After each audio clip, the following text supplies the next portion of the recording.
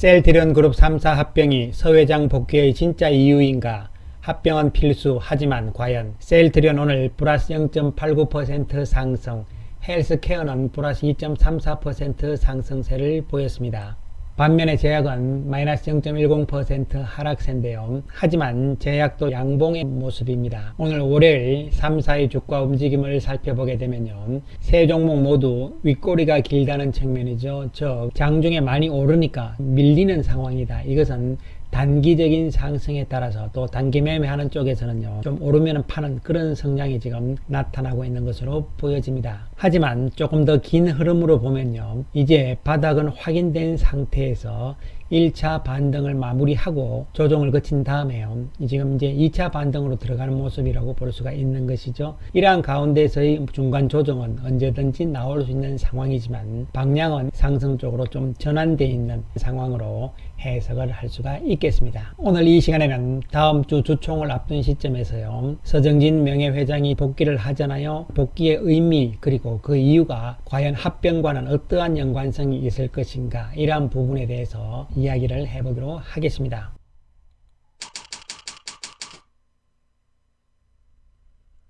지난 3월 3일 셀트리온 그룹은요, 서정진 명예회장의 경영 복귀안을 이사회에서 결의를 했다는 발표를 했죠. 그 과정을 살펴보게 되면 현재의 경영진들이 일단 요청을 했다는 것이죠. 글로벌 경제 불확실성이 가속화되고 또 이러한 위기를 극복하고 미래의 방향성을 확립하기 위해서다, 이렇게 이제 큰 아웃라인이 나온 것이고요. 그 다음에 2년 임기란 것이죠. 그 다음에 미국 내의 지속적인 성장 동력, 이것은 결국은 미국의 직판 체계를 이야기하는 것이죠. 그리고 향후의 신약 파이프라인, 이러한 부분들이고요. 결국은 지금 현재 당장 놓여 있는 것은 미국에서의 직판이고, 그 다음 두 번째는 앞으로 신약을 어떻게 만들어 나갈 것이냐, 이러한 부분이라고 볼 수가 있는 것이죠. 두 가지를 동시에 충족시킬 수 있는 것은 결국은 서정진 명예회장의 복귀다, 이런 이야기가 될 수밖에 없는 것이죠. 이와 관련해서 구체적인 내용들이 셀트리온 그룹 측에서는 발표를 해놓은 상태이긴 합니다. 임기를 2년으로 뒀다는 것이 중요한 부분이 될 수 있는 것이고요. 그 다음에 강조하는 것은 역시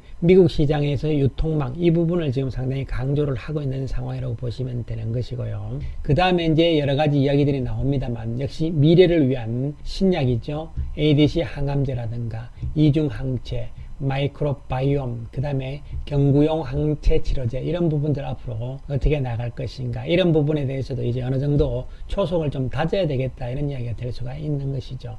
결국 중요한 시점에서의 적절한 복귀였다, 이렇게 볼 수가 있는데, 회사 측에서 발표한 내용들을 쭉 이렇게 보시면요, 마지막에 약간 나오죠. 계열사 합병 등 굵직한 현안이 산적한 상황에서, 이런 이야기가 나옵니다. 이와 관련해서 언론사들의 이야기들을 보시게 되면요, 경영이 위험하고 또 성장 이 정체되고 또 가치가 반토막, 주가가 많이 빠졌다는 이야기죠. 그래서 소방수로서 다시 돌아온다, 이런 이야기. 그 다음에 주가 회복이다, 이런 이야기였는데요. 시간이 조금 지나면서 문제는 지주사다, 서정진 회장 복귀에도 셀트리온 3사 합병은 우려가 된다, 왜일까, 뭐 이러면서 이제 합병 이야기들이 슬금슬금 나오기 시작을 하잖아요. 자, 여기서 우리가 중요하게 생각을 해야 되는 것은요, 어떻게 보면 합병은 필수적으로 해야 되는 과정일 수밖에 없다고 볼 수가 있는 것이죠. 왜냐하면 태생적으로 분리할 필요가 없었는데 현실적으로 국내 여러 가지 여건이라든가 이런 현실적인 측면 때문에 과거 당시에 해외 영업 부분을 따로 회사를 독립을 시킨 거였거든요. 이제 다시 이것을 원상 복귀시킨다, 이런 개념이 되는데 시간이 그동안 많이 지남으로 인해 가지고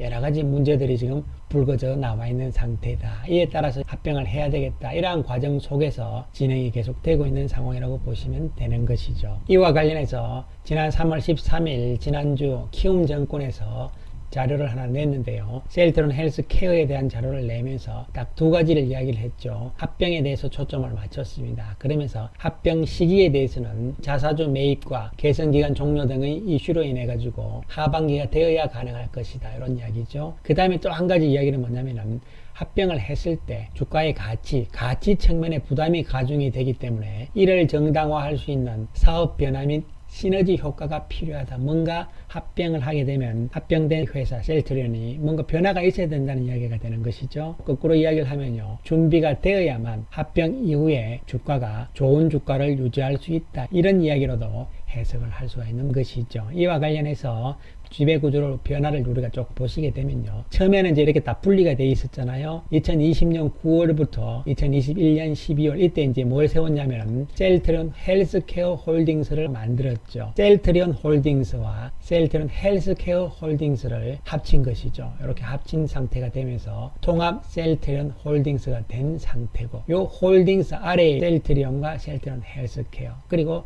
그 아래에 셀트리온 아래 셀트리온 제약, 이런 상태라고 볼 수가 있는 것이고요. 그 다음에 셀트리온과 헬스케어 그리고 제약을 하나로 합병을 시키게 되면은 결론적으로 하나의 셀트리온, 통합 셀트리온과 그리고 그 위에 셀트리온 홀딩스 그리고 서정진 명예회장, 이러한 지분 구조가 나타날 수 있다는 것이죠. 아주 간단하게 정리가 된다고 볼 수가 있는 것이죠. 현재 여러 가지 법적인 문제점들, 이런 부분들은 거의 다 해소가 된 상황이기 때문에 크게 문제될 것은 별로 없는 것은 분명하다고 볼 수가 있겠습니다. 그런데 우리가 합병과 관련해서 몇 가지 생각해 봐야 될 부분들이 있는데요. 이와 관련해서 키움증권의 이야기를 보시면요. 지금 현재 자사주 매입이 끝나야 되겠죠. 셀트리온과 셀트리온 헬스케어의 자사주 매입이 끝난 이후에 1개월 후에 합병을 할 수가 있는 것이고 법적으로요. 그 다음에 또 한 가지는 회계감리 정선위의 결정 이후에 개선 기간이 있습니다. 이것이 바로 7월 달에 종료가 되는 것이거든요. 7월 달에 끝나기 때문에 그 이후에 합병에 대한 이야기가 나와야 되는 것이죠. 그래서 시기적으로는 어쨌든 합병에 대한 논의가 본격화되는 것은 올 7월 이후다, 이런 이야기가 되는 것이죠. 그 다음에 두 번째로 우리가 봐야 되는 것은요, 과연 그렇게 됐을 때 합병 효과가 있을 것인가, 이에 따라서 주가는 어떻게 될 것인가, 이런 부분들이잖아요. 이런 부분에 대해서 키움증권에서는 일단 3사가 합병을 하게 되면요, 코스피의 셀트리온 비중이 높아지잖아요. 즉 합쳤으니까 어쨌든 시가총액은 늘어날 거 아니에요. 시가총액 증가와 더불어서 그만큼의 비중이 늘어나니까 즉 패시브 펀드 입장에서는 사야 될 수밖에 없는 효과가 있는 것이죠. 그러나 이것은 일시적인 수급의 효과라고 보시면 되는 것이고요. 그 다음에 3사 합병을 하게 되면요, ESG 측면에서는 투명성이 확보가 됐잖아요. 이런 측면에서는 일단 좋은 점이다, 이렇게 볼 수가 있어요. 그런데 중요한 것은 합병 이전에 주가가 너무 앞서서 큰 폭으로 상승하게 되면, 물론 뭐 합병 이전에 기대감으로 오를지 안 오를지는 두고 봐야 되지만요, 합병을 한 다음에 합병 셀트리온의 밸류에이션 가치가 부담이 높아진다는 것이죠. 주가가 너무 많이 온다. 그렇게 되면은 이를 정당화시킬 수 있는 사업적인 변화나 시너지가 있어야 된다. 이 이야기는 무슨 이야기냐면, 합병을 한 다음에 그만큼 실적에 대한 기대감 그리고 실적이 실제적으로 좋아져야 된다, 이런 이야기가 되는 것이죠. 그래서 여기서 우리가 중요한 의미를 찾을 수가 있는 것이죠. 일시적인 어떤 수급 효과보다는 과연 합병을 했을 때 실적이 어떻게 될 것이며, 이 실적에 따라서 과연 주가가 어떻게 형성이 될 것인가, 이런 부분이 가장 중요한 부분이라고 볼 수가 있는 것이죠. 따라서 어쨌든 지금 당장 합병하면 모든 것이 다 해결된다, 주가도 올라가고 능사다, 이렇게 생각하시면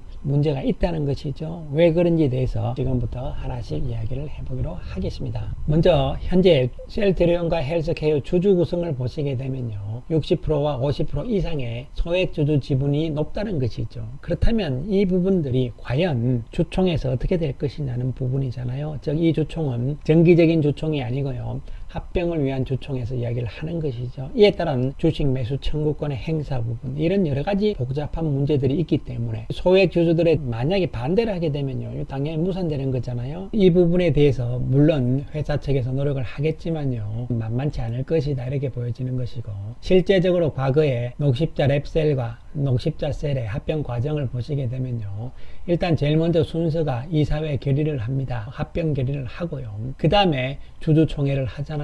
중요한 것이 바로 주식 매수 청구권 행사 기간 및 가격, 이 기간 안에 이제 나는 합병을 반대한다, 이렇게 되면은 주식 매수 청구를 행사를 하는 거잖아요, 주주 입장에서는요. 그런데 셀트리온과 셀트리온 헬스케어의 주주 쪽에서 소액 주주들 비중이 높다는 부분들이잖아요. 여기서 반대가 많아지고 또 금액이 많아지게 되면은 회사 측에서는 일단 포기를 하는 것이죠. 이런 과정들을 어떻게 극복할 것이냐, 이런 부분이 되는 것이고요. 그 다음 과정에 있어서는 이제 합병 기일이 나오고 이렇게 해서 이제 합병이 되면서 신주가 상장되고 이렇게 합병이 완료가 되는 과정이거든요. 이 경우를 보더라도 7월 달에 시작을 해서 11월 달에 끝나는 거니까요. 4개월 정도는 걸렸다 이렇게 보시면 되는 것이죠. 그렇다면 소액주주 쪽에서 누가 반대하느냐 이렇게 생각을 하실 수가 있는데요. 실질적으로 따져봤을 때 그러면 이 세 종목의 합병 비율이 어떻게 나오느냐 이것이 상당히 중요한 부분들이거든요. 먼저 합병 비율을 즉 1대 몇 대 몇 이렇게 나올 것이냐 이것을 계산하는 방법은요. 이 세 가지를 모두 다 합칩니다. 즉 다시 말씀드리면요. 이사회 결의일 전일부터 과거 1개월간의 주가에 대한 가중산술 평균입니다. 그리고 두 번째로는요. 과거 일주일간 평균을 냅니다. 그리고 이사회 결의일 그 전날의 종가 이 세 개를 합쳐서 나누기 3 평균을 낸다는 이야기죠. 그러면 합병 가액이 나옵니다. 그러니까 우리나라의 합병에 대한 비율은요. 주가입니다. 종가로 하는 거기 때문에요. 무슨 가치 개념 이런 것이 아니고요. 주식시장에서 주가가 얼마냐에 따라서 그 주가에 따라서 합병 비율을 정한다고 보시면 되는 것이죠. 이렇게 해서 각 3개 회사 세 종목의 합병 가액이 나오잖아요. 그러면 셀트리온을 1로 해서 헬스케어는 0점 몇, 제약은 0점 몇 이렇게 1대 몇 대 몇이 이렇게 합병 비율이 정해지는 것이거든요. 그럼 이 합병 비율이 정해졌을 때 만약에 셀트리온의 소액주주나 주주 입장에서 비율이 마음에 안 든다 이렇게 되면 당연히 반대를 하면서 주식 매수 청구를 행사를 할 수가 있는 것이잖아요. 이런 부분들이 있다면 생각을 해야 된다는 것이죠. 따라서 합병 이전의 주가의 움직임이 어떻게 나오느냐 이런 부분들도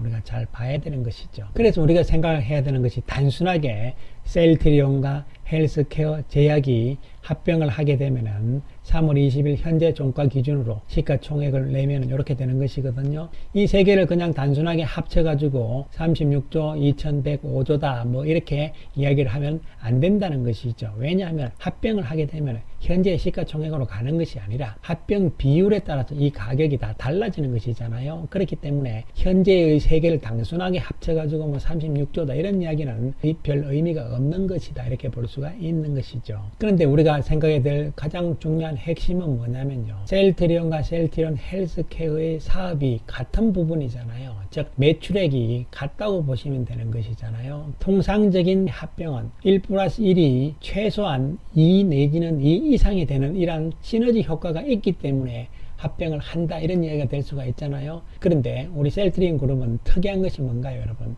결론적으로 매출이 하나밖에 없는 것이잖아요. 이 하나의 매출을 가지고 왔다 갔다 하는 이런 구도가 돼버렸기 때문에 두 개의 회사 셀트리온과 헬스케어를 합친다 해서 매출이 크게 늘어나는 것은 아니라는 것이죠. 합병 비율이 어떻게 되든 간에 중요한 것은 주식수는 늘어나잖아요. 주식수가 늘어나는 가운데서 실제적으로 매출액은 늘어나지 않는 상태가 되는 것이고 이에 따라서 영업이익이라든가 또 순이익 이런 부분도 크게 증가하는 효과는 별로 없다는 것이죠. 주식수만 단순히 늘어날 수 있다. 이런 부분도 반드시 우리가 간과해서는 안 되는 중요한 부분이라고 볼 수가 있는 것이죠. 그렇기 때문에 합병을 했을 때 이를 무마시킬 수 있는 매출액의 증가, 실적, 그리고 어떤 신약 부분 이런 부분들이 따라와야 된다는 것이 결론적으로 앞에서도 키움증권에서도 은근슬쩍 하는 이야기의 핵심이라고 보시면 되는 것이죠. 따라서 합병에 대한 기대감에 따른 주가의 상승은 있을 수 있겠지만 합병 이후 주가의 움직임이 어떻게 될 것인가 이런 부분들도 생각할 필요성이 있기 때문에요. 여기서 뭐 합병을